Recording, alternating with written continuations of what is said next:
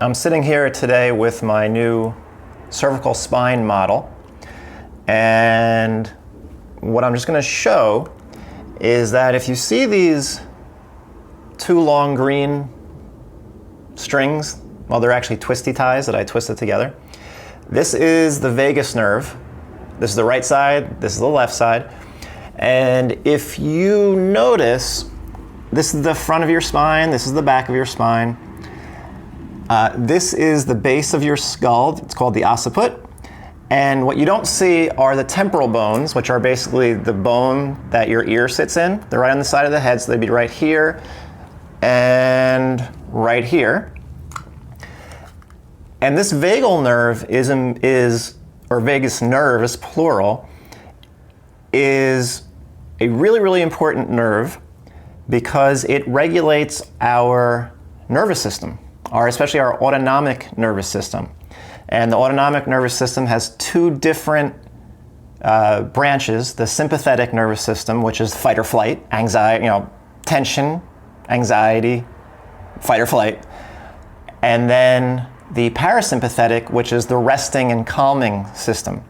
Normally, the vagus nerve, when it's exerting its influence properly, it is keeping the fight or flight system under wraps.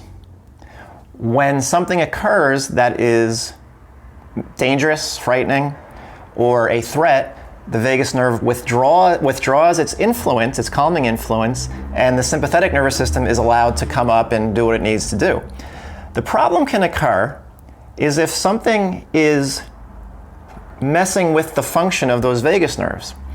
And if you look at where these vagus nerves exit the skull, the hole that they run through is actually bordered by, or is made of, the occiput and the temporal bones. Now, a lot of times you'll see in people facial distortions. You'll see eyes that are one's higher than the other, cheeks that are not aligned, things like that. It's very common, it's normal. It's asymmetry. Sometimes these asymmetries can get too extreme. I am one of those people. And recently I finally got my asymmetries to become way more symmetrical. So I basically shifted the whole left side of my face into better alignment with the right side of my face. This has been an ongoing process, but I finally had the final breakthrough actually last week. And what's interesting, I've had ringing in my ears, tinnitus, however you want to say it, since I was 14 years old, so we're going on about 27 years. And while it's not gone, I still have it, it is greatly reduced. Also, the food sensitivity issues that I had over the past couple years, that I was breaking out to everything, that has pretty much gone away also. And what is interesting is these vagus nerves go all the way down into your gut. So do some people have gut problems because of vagal distortion, or is something going on in the vagal nerve? It's quite possible. And do people have ringing in their ears because of a vagus issue? That's possible also. And actually, a somewhat popular treatment right now for ringing in your ears is vagal stimulation, trying to get the vagus nerve to work properly.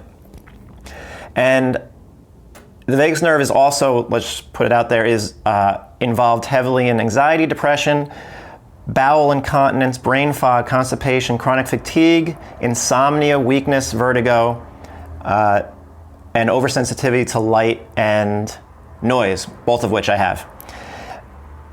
Interestingly, the way this can happen, again, is when you are in an asymmetrical position in the temporal bones and the occiput.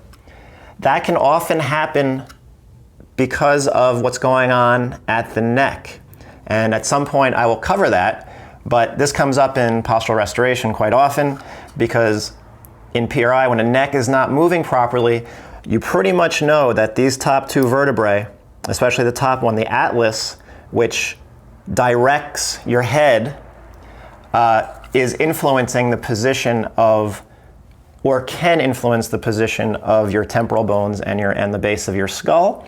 And if that's thrown off, and mine was since, if you look at pictures, since probably I was 6 or 7 years of age, that can have effects on the vagal nerve.